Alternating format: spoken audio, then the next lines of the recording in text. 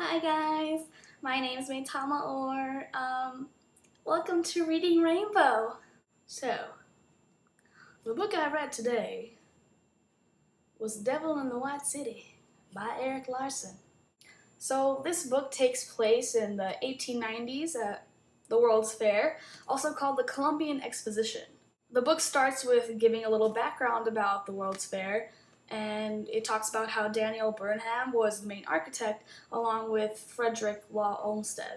The whole point of the fair in the beginning was to outdo France's World's Fair because they had built the Eiffel Tower, which is very great. Now, we did outdo them by building our Ferris wheel. The reason this is called the Devil in the White City is because there is a so-called devil who becomes a serial killer.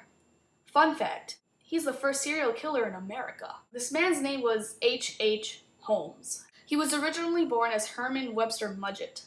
What he did is he took over this hotel called the World's Fair Hotel, and he killed the owner named Benjamin F. Petezel. He turned it into a murdering machine.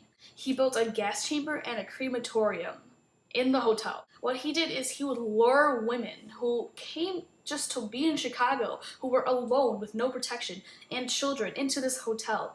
And they would stay and then, poof, disappear. And during this whole time, Mayor Carter Harrison was assassinated. So this whole World's Fair is going on. Cracker Jacks, belly dancers, culture. And he was mass murdering.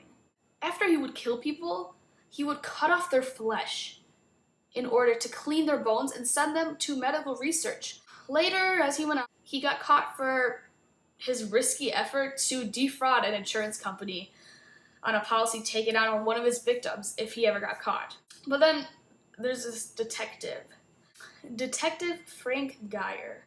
He had his eye on Holmes. He knew something was up because the death of the owner, Mr. Petezel, was accidental. But it couldn't have been accidental, and his children were missing. Holmes claimed he sent them to France. So in 1895, Holmes went to trial in Philadelphia against District Attorney George Graham. He called him the most dangerous man in America. Holmes was found guilty, and his sentence was to be hung. And on the way to being hung, he confessed that he killed 27 people. But some of those 27 people were also found alive. So we only know that 9 were confirmed victims, including Mr. Petezel and his 3 children. Holmes wanted his body to be cemented in his grave so that no one could do medical research on him or his brain. As a student, if you hate nonfiction like I do and have to read it for a project, stucky, I would recommend this book. This didn't feel like it was nonfiction. It felt like fiction. It felt like it was fake. If you're interested in like CSI, NCIS, read this book.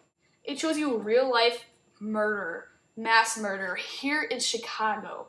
If you're going to pick a nonfiction book, pick this book. For someone who gets distracted all the time, I was able to read this. It's actually one of the best books I've ever read.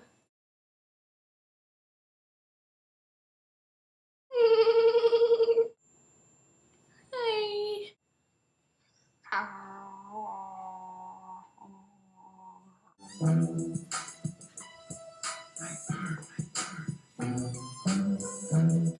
I choose you to read this book. Hey, Chicago, America, woo. By basically, and he killed detective.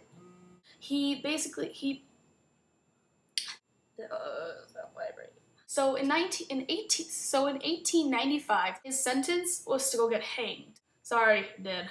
So pick it up.